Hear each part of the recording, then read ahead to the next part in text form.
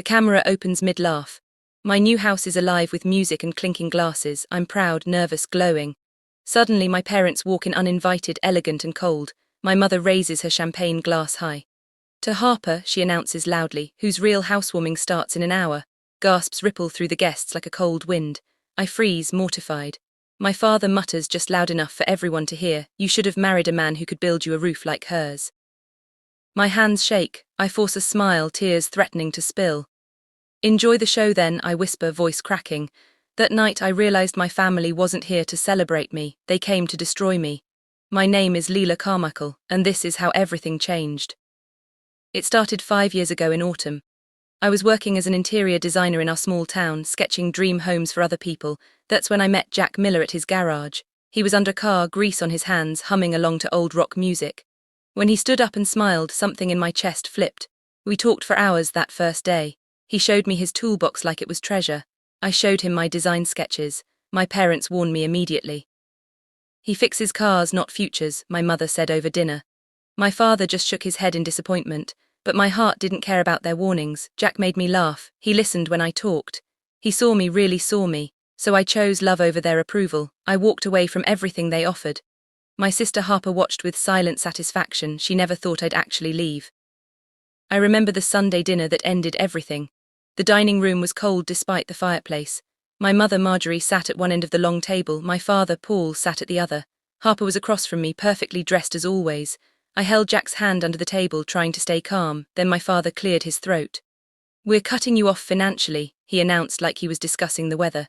"You've chosen your path, don't expect our help when it collapses."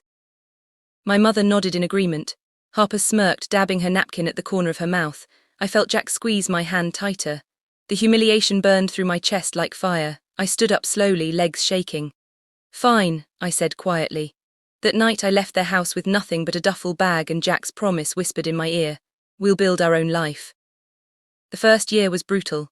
Jack and I rented a tiny house on Maple Street. The walls were stained yellow from cigarette smoke. Rain leaked through the ceiling into metal buckets.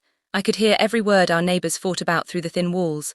I took any design job I could find, decorating diners, church halls, even a funeral home basement. Jack worked at the garage from dawn until midnight, coming home smelling like motor oil and exhaustion. Still, we found moments of happiness. We'd eat cheap ramen on the floor because we didn't have a table yet. Jack would pull me close and dance with me in the kitchen to songs playing from his phone. I sketched our dream home on paper scraps and napkins. "Someday," I'd whisper, tapping another drawing to our cracked bathroom mirror. "Someday we'll have it." The struggle was real, but so was our hope. 2 years crawled by.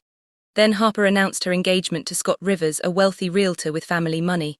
My parents threw a massive engagement party at the country club. Crystal chandeliers, live band, ice sculptures shaped like swans. I wasn't invited. I found out from Facebook photos that popped up on my feed. There was Harper in a silk dress, smiling between my parents. My mother's arm wrapped around her shoulders, my father raising a toast. The photo caption read, "Our pride and joy." I stared at my phone screen for 20 minutes, unable to look away. Jack found me crying in our bedroom. "They don't deserve you," he said, pulling me into his arms, but it didn't stop the pain. My own family celebrated like I didn't exist, like I'd never existed at all. That night I deleted Facebook from my phone. If they wanted to erase me, fine, I'd become invisible on my own terms. Then out of nowhere my mother showed up at my door. I was scrubbing paint off my hands when I heard the knock. Marjorie stood on my porch in designer sunglasses, holding a bakery box. "It's time we let the past go," she said, smiling sweetly. I stood frozen, speechless. She hugged me, though it felt stiff and rehearsed. "I've missed you," she whispered. I wanted so badly to believe her. We sat in my tiny living room drinking tea from mismatched mugs. She complimented the curtains I'd sewn myself. She asked about Jack's work. She seemed genuinely interested. When she left, I floated on hope. Maybe things were finally changing. Maybe she realized family mattered more than money. But Jack stood at the window, watching her car pull away. "Your mom doesn't knock unless she's digging," he warned quietly. I waved him off, too hopeful to listen.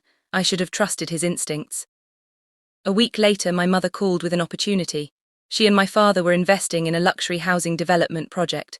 The same project Harper's fiancé Scott was handling. "We need a designer," she said warmly. "Harper suggested you'd be perfect for it." My heart nearly exploded with joy. This was my chance to prove myself, to show them I had talent worth recognizing. I spent 3 weeks working non-stop. I created floor plans, color palettes, 3D renderings. I researched sustainable materials and cost-efficient layouts. Jack barely saw me. I worked through nights fueled by coffee and desperation to prove I belonged. When I finally delivered the designs, my mother hugged me tight.